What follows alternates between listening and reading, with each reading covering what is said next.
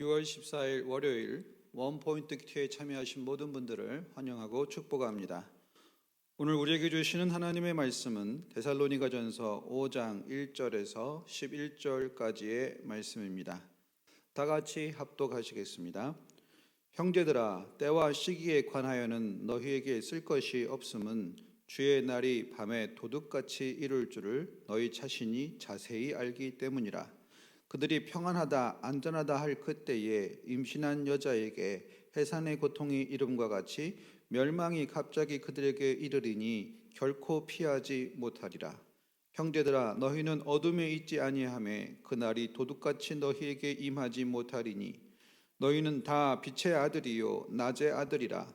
우리가 밤이나 어둠에 속하지 아니하나니 그러므로 우리는 다른 이들과 같이 자지 말고 오직 깨어 정신을 차릴지라. 자는 자들은 밤에 자고 취하는 자들은 밤에 취하되 우리는 낮에 속하였으니 정신을 차리고 믿음과 사랑에 호심경을 붙이고 구원의 소망의 투구를 쓰자. 하나님이 우리를 세우심은 노하심에 이르게 하심이 아니요 오직 우리 주 예수 그리스도로 말미암아 구원을 받게 하심이라. 예수께서 우리를 위하여 죽으사 우리로 하여금 깨어있든지 자든지 자기와 함께 살게 하려 하셨느니라. 그러므로 피차 권면하고 서로 덕을 세우기를 너희가 하는 것 같이 하라. 아멘. 이 시간 그리스도와 함께 사는 자의 종말이라는 제목 담임 목사님께서 말씀 전하시겠습니다. 네, 오늘 월요일 날 첫 복된 날을 시작하는데 우리가 좀 무거운 주제입니다만은 종말을 기억하며 대비하라 하는 것이 이 데살로니가 전서의 주제예요. 주의 날을 예비하라. 너는 마지막 날을 대비하라. 그런데 이제 이것이 예전에 이단들이 등장했던 것처럼 다미 선교회처럼 준비하라는 게 아니에요. 다미 선교회는 날짜를 정했잖아요. 그러니까 여러분 그 어떤 형태든 지금까지 소위 크리스찬이티 역사, 예수 그리스도가 부활 승천하신 이후에 기독교 역사 2000년 역사 속에서 날짜를 주장한 것은 다 이단입니다. 하나님은 그날과 그 시는 아무도 모르고 예수님도 모른다 그랬어요. 그때 아버지만 아신다 그랬어요. 그러니까 그날에 대해서는, 그러나 분명한 것은 그날은 임박해 오고 있다 하는 거예요. 그러니까 두 가지로 얘기를 합니다. 첫째는 오늘 믿지 않는 자에게는 도적같이 임하는 날이 될 것이고 갑자기 임하는 날이 될 것이다. 이게 무서운 거예요. 그러니까 이 사람들은 노아의 때와 같이 시집을 가고 장가를 가고 나름대로 자기 생활에 매진하고 나름대로 자기 사업이 지금 번성하는 것에 대해서 큰 기대를 가지고 재투자를 하고 꿈을 꾸고 그 다음에 또 부동산을 사고 그러면서 또 차를 바꾸고 하면서 굉장히 이 땅에서 엔조이할 때에 임하게 된다 하는 거예요. 그래서 여기도 이제 2절에 이 말을 했어요. 주의 날이 밤에 도둑같이 이룰 줄을 너희 자신이 자세히 알기 때문이라. 그것도 이 밤이라는 것은 상징성이 있어요. 윤리의 밤이요, 도덕의 밤이요, 영성의 밤이요, 사람들에게 깨어나지 못하는 우둔함의 밤이요. 이 밤에 도적같이 온다는 것은 은밀하게 갑자기 찾아와서 오늘 집안을 완전히 풍비박산 만들어 놓을 수 있다 이겁니다. 그러니 오늘 이것 준비하셔야 돼요. 나이 50 넘었으면 이제는 이 옛날의 옛적 삶을 버리고 뭐 20대 30대 실수가 있었든지 40대 실수가 있었든지 뭐 버리고 이제는 깨어서 근신하여 오늘 하나님 앞에서 천국 가서 내가 어떻게 평가를 받는지를 자꾸 말씀의 거울, 고린도 10절 말씀에서 10장에서 성경은 너희에게 거울이 되고 너희에게 본보기가 되었다 자꾸 얘기하는데 이 말씀을 주목하지 않는 사람은 분별이 안 돼요. 그러다 보니까 오늘 내 사업이 잘 되면 내 인생이 잘 되는 줄로 착각합니다. 오늘 연봉이 올라가면 내가 뭔가 성장하고 있다고 착각합니다. 연봉이 올라가고 돈이 올라가는 거하고 오늘 영혼의 성장하고 진정한 주인의 심판대 앞에 서서 당신의 영혼 상태가 심판받는 거하고는 전혀 별개일 수가 있다. 그러니까 정신을 차리라는 말에는 오늘 영적 상태를 점검하라. 너희 영적 성장 지수가 얼마고 영적인 머무는 장소가 어디고 Now and here, 지금 여기에서 내가 어떤 사람이 되고 있느냐 하는 존재됨에 대해서 물어라 하는 거예요. 그런데 여기 이 사람들 그거 잘 안 먹거든요.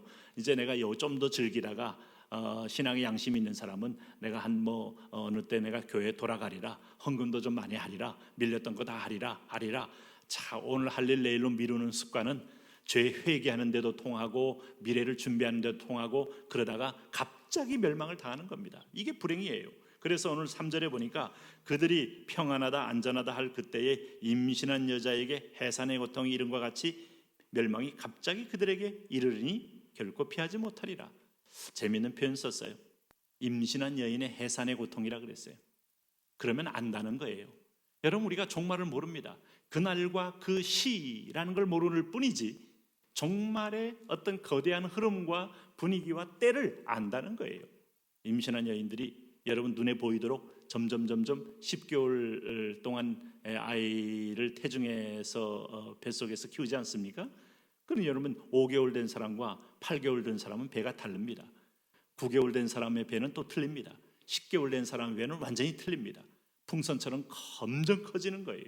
이걸 보면서 마태복음 24장에 나오는 사인들이 종말의 사인이라는 거예요. 지진이 빈번해집니다. 거짓 선자가 등장합니다. 사람들이 미혹하는 자가 옵니다. 네, 오늘 제3성전이 세워집니다. 아마겟돈 전쟁이 터집니다. 난리와 민족과 민족이 대적하여 일어납니다. 이 민족과 민족이란 말에는 여러분 탁 찔리는 바가 있잖아요. 그 옆 동네에 살아도 사람들이 수건을 쓰게 되면 그렇게 민족별로 종족별로 그렇게 또 처절하게 원수가 돼서 쳐 죽이는 걸 보면 와, 이게 마지막 때가 돼서 인류가 뭐 핸드폰이 나오고 뭐 소위 말해서 초연결 사회라고 해도 야, 바로 거의 한 형제임에도 불구하고 오늘 종족이 틀리다는 이름으로 처절한 사륙이 일어나는 걸 보면 이 종말의 사인들이 너무 많아요. 이게 임신한 여인의 배처럼 늘어나요. 누가 아느냐? 깨어있는 사람은 안다 이 말이죠. 그러나 이런 사인이 봐도 하나님 말씀에 무지하고 말씀에 우둔하고 하나님 앞에 날마다 영적인 소통이 없는 사람은 이거 봐도 예전에도 그랬고 그전에도 그랬어, 뭐 그럴 수 있는 거지 하고 모르다가 갑자기 졸지에 오늘 망한다 이겁니다. 도둑처럼 온 종말에 망한다 이 말이에요. 오늘 그래서 우리가 여기서 잘 보시면은 4절에 형제들아 너희는 어둠에 있지 아니하며 그날이 도둑같이 너희에게 임하지 못하리니 그랬어요. 이 말은 뭐예요? 오늘 깨어있는 형제들의 특징이에요. 자, 우리 예수님께서 깨어있는 형제들의 특징이 뭐라 그랬어요? 마태복음 24장에 항상 기뻐하라 쉬지 말고 기도하는 사람. 잠시 동안도 깨어있을 수 없더냐? 시험에 들지 않게 깨어있어 기도하라 하는 얘기를 주님은 다시니 십자가 지시기 전에도 했지만 마지막 때에 깨어있는 증거는 기도의 센서가 이게 마비가 되지 않고 예민한 센서가 돌아가면서 성부, 성자, 성령의 역사와 인도하심과 하나님의 성취를 바라보고 있는 사람이에요. 네? 세상에서 내가 승진했다고 안정된 직장을 얻었다고 내가 뭐 된 줄로 압니까? 하나님 앞에 깨어있지 못하면 다 허망한 짓이라 이 말이죠. 오늘 그래서 여기 보면 깨어있는 사람은 어둠에 있지 않는 사람들은요 그날이 도둑같이 임하지 않아요. 왜?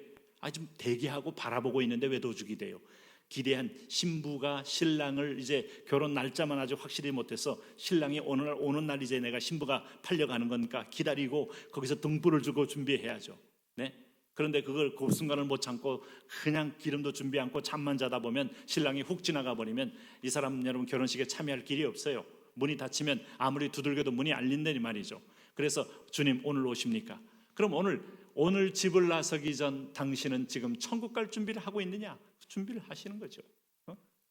여보 잘 있어, 아들 딸들아 잘 있어 하고 오늘 인사하고 나왔어요. 천국 갈 인사가 같이 되는 거 병행한다는 걸 잊지 마셔야 돼요. 때로는 교통사고로 때로는 갑작스러운 뭘로 부르신다면 안 갈 길이 없어요.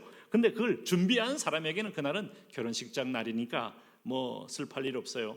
물론 인간적으로는 뭐 얼마나 가족들이야 슬프겠습니다만은 그러므로 오늘 6절에 이제 이게 핵심입니다. 그러므로 우리는 다른 이들과 같이 자지 말고 오직 깨어 정신을 차릴지라. 한 번 더요. 그러므로 우리는 다른 이들과 같이 자지 말고 오직 깨어 정신을 차릴지라. 여러분 사망의 잠을 자지 마십시오. 영적인 센서는 좀 어느 정도 됐습니까? 이라크가 100만 대군을 자랑했어요. 수천 대의 탱크가 있었어요. 나는 그 이라크의 후세인 대통령이 그 과거의 느부갓네살 왕처럼 자기는 중동의 패자요 메소포타미아 지역을 장악하고 팔레스타인 땅을 장악하고 중동을 지배하는 새로운 어떤 제2의 느부갓네살 왕이 되겠다는 강렬한 야심, 그러면서 자기 초상화와 사진을 전국에 붙여놓고 그는 군부 통치하듯이 독재 권력으로 기름난 이라크를 기름 가지고 무기를 사들이면서 패권을 그는 꿈을 꿨습니다. 그런데 미국이 가서 레이더와 모든 이런 대공 방어 무기를 다 먼저 미국의 첨단 무기로 깨뜨리고 나니까 탱크들이 기능을 발휘 못해요. 이라크군들은 눈을 가려진 소경처럼 다니다가 싸워보지도 못하고 한 번도 총 제대로 쏴보지도 못하고 미군들 죽여보지도 못하고 그대로 고스란히 여러분 이라크는 완전히 패망한 겁니다. 네? 후세인은 완전히 그러다 도망가다가 하수구에서 걸려가지고 뭐 잡혀서 결국 처형당했잖아요. 오늘 이게 뭐예요? 센서가 무디면 다 끝난다는 거예요. 우리가 제일 중요한 건 현대전에서는 센서입니다. 오늘 저 비행기가 날아오나 미사일이 날아오나 이 센서가 안 되면 이스라엘이 아이온 돔이라는 게 센서를 가지고 있다 보니까 팔레스타인 사람들이 계속해서 이 미사일 날려도 그대로 그냥 공중에 가서 격추를 시켜버리니까 98% 이상의 명중률을 보이니까 사람들은 오히려 무슨 불꽃이요 구경했다 그러는데 이게 센서가 안 되면 이건 불가능한 겁니다.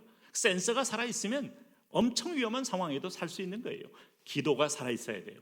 당신이 아무리 분주하고 돈이 잘 벌려도 기도해야 되고 당신이 아무리 힘들고 어려워도 기도가 살아있어야 돼. 기도가 살아있어야 돼. 네? 그래서 오늘 여기 그러면서 두 번째 하나는 이렇게 기도가 살아있는 사람이 진정으로 영적 무장을 하는 거예요. 그 무장이 뭐겠어요? 우리는 낮에 속하였으니 정신을 차리고 믿음과 사랑의 호심경을 붙이고 구원의 소망의 투구를 쓰자. 갈라디아 5장에 우리가 전신갑주 입는 거 아니겠어요? 오늘 이런 갑주를 입으면서 하루하루 승리하며 사시는 여러분 되시기를 바랍니다. 하나님 아버지, 오늘 우리가 어느 틈에 마귀가 틈을 타서 불화살을 쏘기 전에 독화살을 쏘기 전에 오늘 페리스가 독화살을 쏘아서 결국은 마지막 발 뒤꿈치 부분이 비어있는 대목에 화살이 맞아 쓰러졌던 하나님 우화를 아는 것처럼 오늘 우리도 사단에게 어떤 형태의 틈을 보이지 않고 구원의 투구와 믿음의 방패와 의의 흉배와 진리의 허리띠와 평안한 예비한 보호신을 신고 말씀의 검으로 승리하게 하여 주옵시고 무엇보다도 움직일 수 있는 기도가 날마다 살아있게 하여 주옵소서. 예수님 이름으로 기도합니다.